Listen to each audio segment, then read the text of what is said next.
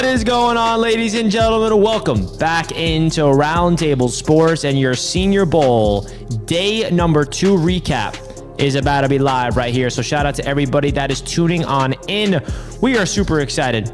Brought to you by BetUS as always. Roundtable Sports is at the Senior Bowl. We were there today and yesterday, and we'll be there tomorrow. Make sure you guys like this video right now and subscribe to Roundtable Sports. We're really excited to continue giving you guys our standouts at the Senior Bowl. Let's get straight into business. Dan, how you feeling, man? Day number 2 of the Senior Bowl in the books. So I'll tell you what, we were so efficient today when it came into our media time. Now, say for example, so if you guys are unaware, media gets about 10 minutes on the field directly after practice. So yesterday, we were somewhat efficient. I think we ultimately ended up leaving with about 2 interviews, but today really ended up segmenting it out, and we were putting content all over X, Instagram, TikTok, and we ended up getting crazy interviews from several would-be first-round draft picks, and we also ended up seeing quite a bit from practice. Some risers, some fallers, some guys that may have improved their draft stock, and then also some players that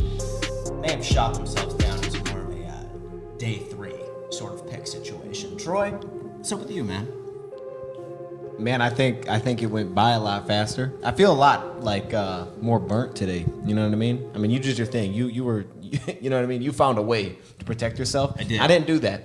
You know what I mean? I came in with some confidence. I'm walking out of there without confidence, man. I don't feel fantastic. But it was a good day because I felt like yesterday we built the foundation, and today it made it a lot easier to watch because you had an anticipation of who was going to do what, and then you could kind of build on that and be able to see like how it changed over a day. So I thought it was way better than the first day. And big time shout out again to BetUS Sportsbook for being the proud sponsor of this show. This is the Senior Bowl Day 2 recap, and we're really excited to break it all down. Colby, how did you feel after day number 2 of the Senior Bowl, brother? Yeah, I think Troy hit it perfectly, and that's just the fact that, you come in here day 1, we've never done this before, we don't really know the expectations. Now we know the expectations. Now we know players that we liked, we didn't like, guys who needed to step up, got some interviews under our belt, so we came into day 2 definitely a lot more prepared. I definitely felt a lot better. I mean, I feel like this is the one thing that I feel like for me that was the same on day 1 as it was with day 2 here, was the fact that the national roster, I think, stood out to me a little bit more overall, offensively,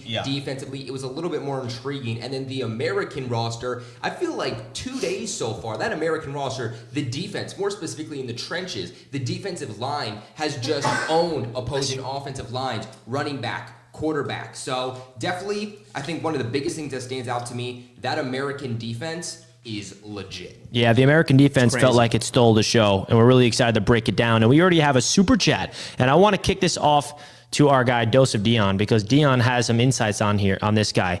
Thoughts on Willie Lampkin, the offensive lineman? Yeah, bro. I mean, he's been, I think, one of the most impressive offensive linemen. I thought yesterday was kind of like, okay, there's something there. There's some run game movement, and it stood out because, as you guys pointed out, the defensive line kind of owned the day. So when anything went successful, it was like, well, who was on that play, leaning on the left side? And then today I thought he built on it. Like I had 4 or 5 notes that I had of Willie Lampkin with reps that I thought he won.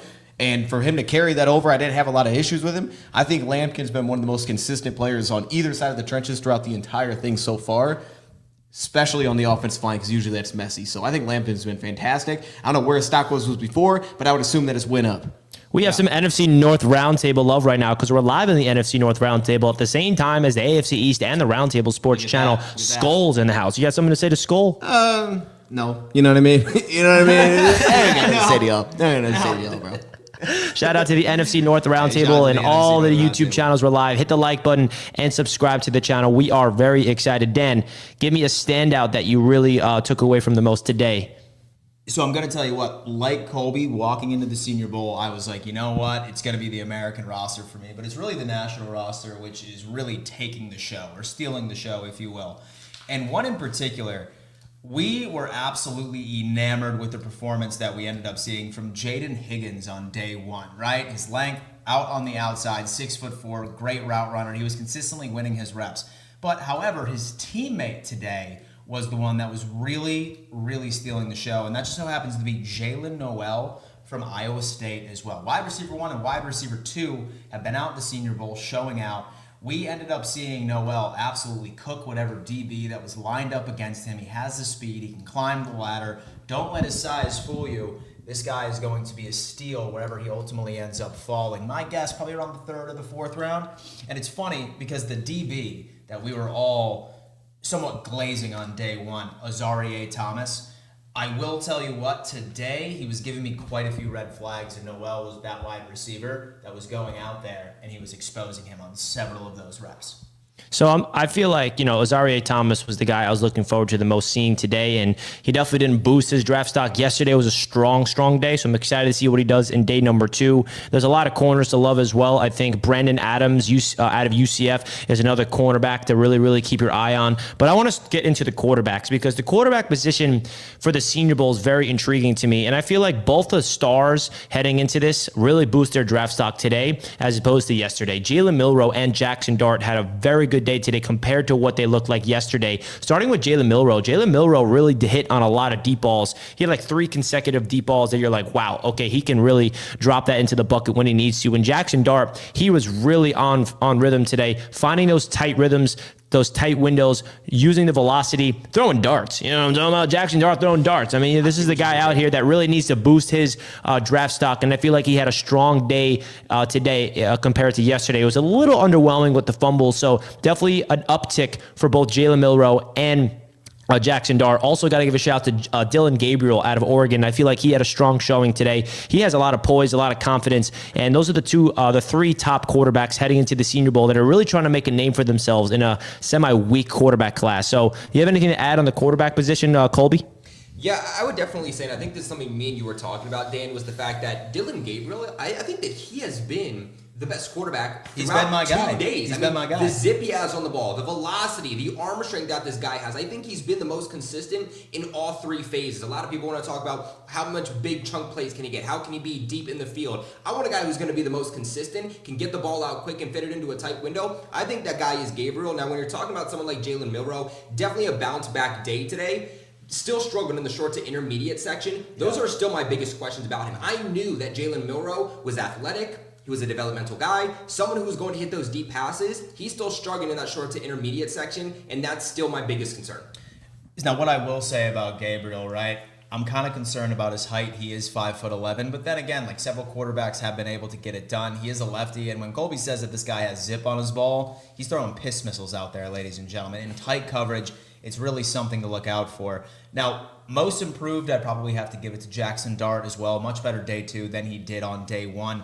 One specific play, he fit in a tight window, right into double coverage, and the play of the game was his deep ball to, I want to say it was that one Georgia wide receiver that dropped 3 passes in a row. And Number 11?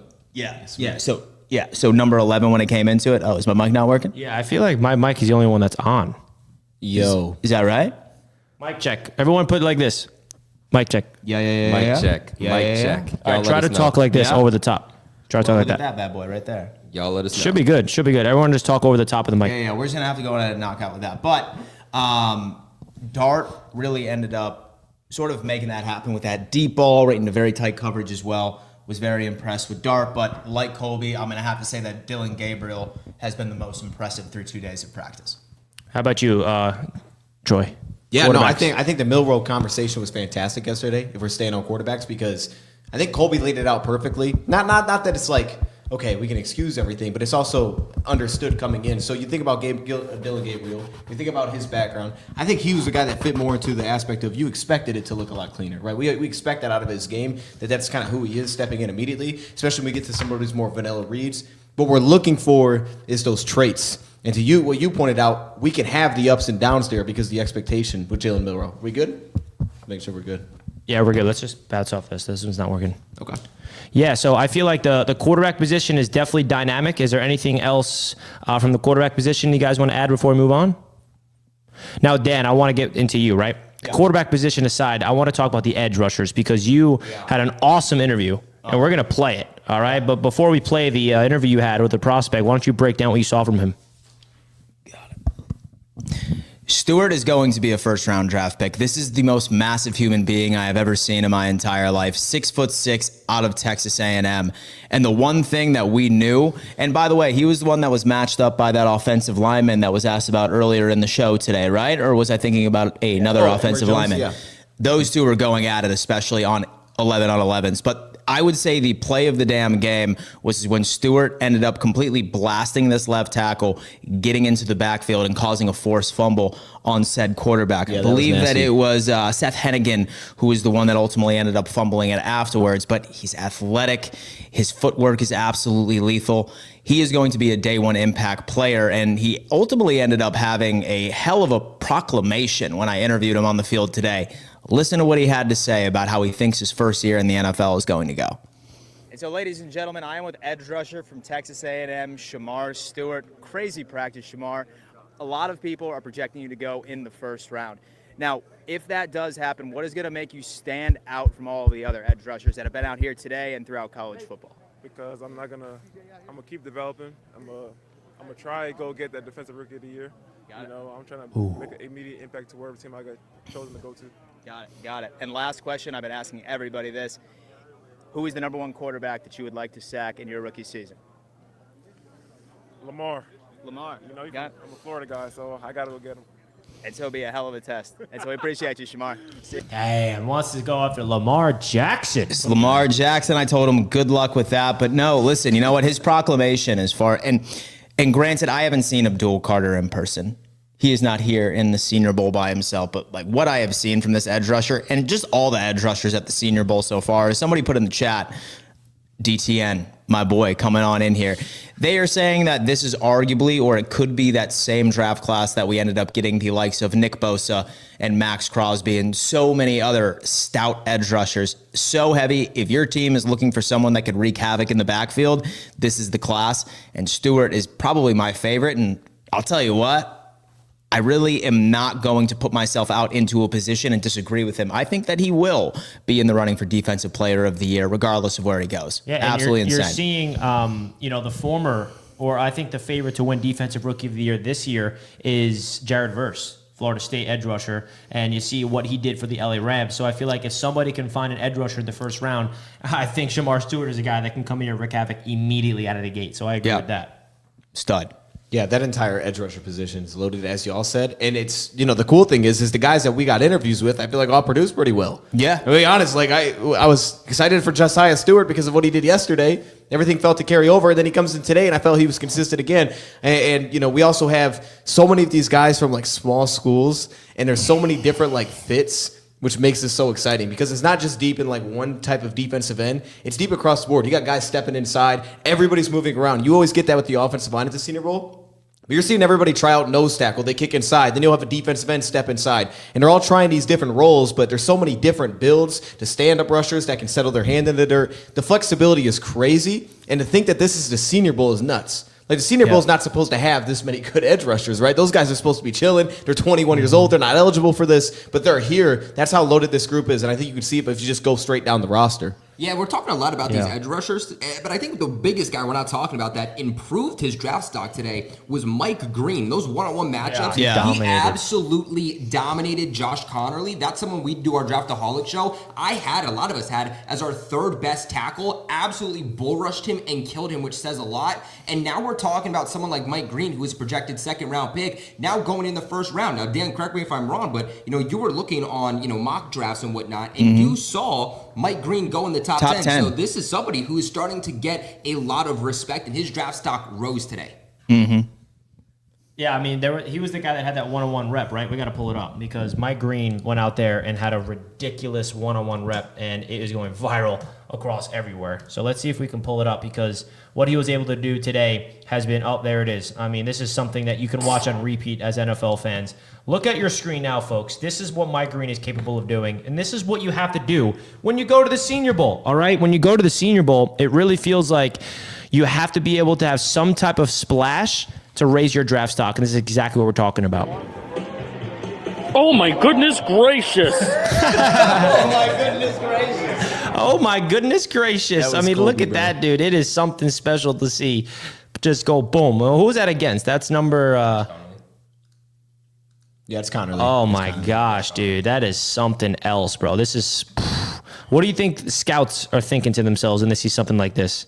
He's super twitchy. I mean, want if that you run guy. that clip back and you just run it from the front, I mean, look where he's at versus where the offensive tackle's at in terms of his set, right? He's into his second stride by the time the offensive tackle gets settled down. So immediately he's in a bad spot right there, right? Now his chest exposed. He's not settled down. There's no strike, and he's just sitting there wide open. So a guy that is like that, that's that quick off the ball, that's undersized, it's all about leverage, right? That's the advantage you have, and you can see that it played out in a play like that. The other thing, too, though, is I feel like a lot of edge rushers, they're either power or they're speed. But I think with Mike Green, we saw, especially on that rep, that this is a guy that is going speed to power, and that's exactly what you want because those guys succeed in the NFL.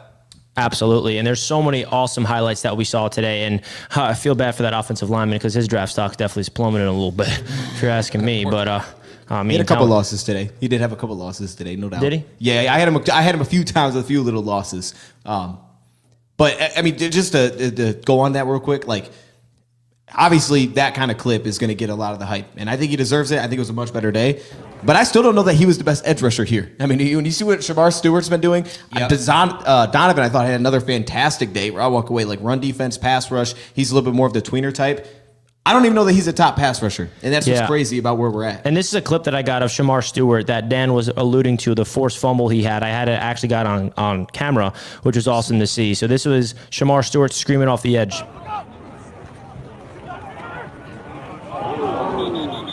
And he got hyped up, pounding his chest. Look at the energy. I mean, That's what you need. It's far away. 240. Tough.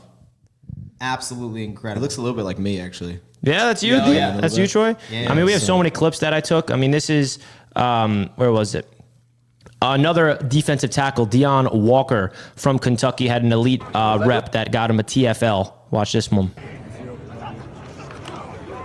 I mean, right there, you see him in the backfield immediately. He was literally in the backfield before the running back even got the ball out of the handoff. So that tells you all you need to know about that one. And another tight end. Let's get into the tight end position. This is arguably one of the best tight end classes I mean, we've seen in a long, long time. And even Brett Coleman went out there and quote tweeted us saying this is possibly the best tight end class since 2010, just dude after dude. And here's a Miami tight end, I mean, making an absolute phenomenal route inside and getting an easy catch. I mean, the route running ability is phenomenal. And I feel like this could be the deepest tight end class we've seen since 2010. Do you agree with that, Troy? Yeah, I mean, it's deep. I don't want to put a title on it, but like in recent memory from the full drafts that I've done, this is up there with any of them. I mean, we had a few years ago where it was pretty loaded as well because it was so heavy in the mid rounds. And once the second round started, everybody's like, let's find a tight end. That to me tells you where you're at with tight end because tight ends are just hard to find in the first round. You have to have like a special guy that makes sense. This year has potentially two of those guys, and then the second round is loaded. So I think it competes with all of them. And we have a lot of highlights we want to show you guys on your screen. So this is a highlight from Jalen Noel,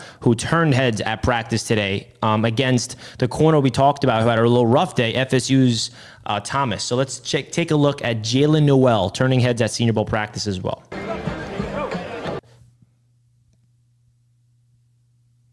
Dude, that It was insane. I mean, look at his body. I mean, this is good coverage, by the way, by Thomas. It's not great even a big coverage. guy. I mean, what more could So Thomas what else do? could Thomas do in that situation? He needs to think that's the turn. I think he question. turned his head the wrong direction. If he turned his head to his right shoulder, he would and flipped his hips in the wrong way. That would have gave him a little bit more leverage to go up there and try to get the ball. But he didn't see the ball. That's what happens. Well, Richie, you see what he did there is the problem is that he turned his head, right? He's Yeah. looking for the ball. You're supposed to play the receiver, not supposed to play the ball. I think that's what we're on there. Exactly. And I mean, shout out to Jalen Noel, just going up there and get it. see you. Well, Jim, I don't know, Jim. Bro, I think that is an interesting That point, throw though. was a little my homie. I'm not gonna lie. No, bro, I do think that plays interesting, though, because what Colby just said, like, everything I've been around is you've always been taught play through the hands. But I think as you get to a higher level like this, it's like go make a football play, right? Go make a play on the football. Yeah. Scouts want to see somebody take the football away. So you try to play into that. He's all over the guy at that point, and then as Richie said, you flip the wrong direction, you open up your blind spot, dude. That's a crazy catch. What a focus there. There was a couple of those today. Great catch with great coverage. Absolutely. And I feel like, Dylan Gabriel, like you guys alluded to, has had a phenomenal last two practices. I actually asked Dylan Gabriel myself, who are the quarterbacks that you mold your game after the most? And he had an interesting answer because this is someone that's a southpaw, someone that's a smaller stature. So he compared himself to a lot of interesting quarterbacks in the NFL. So let's take a listen to this one.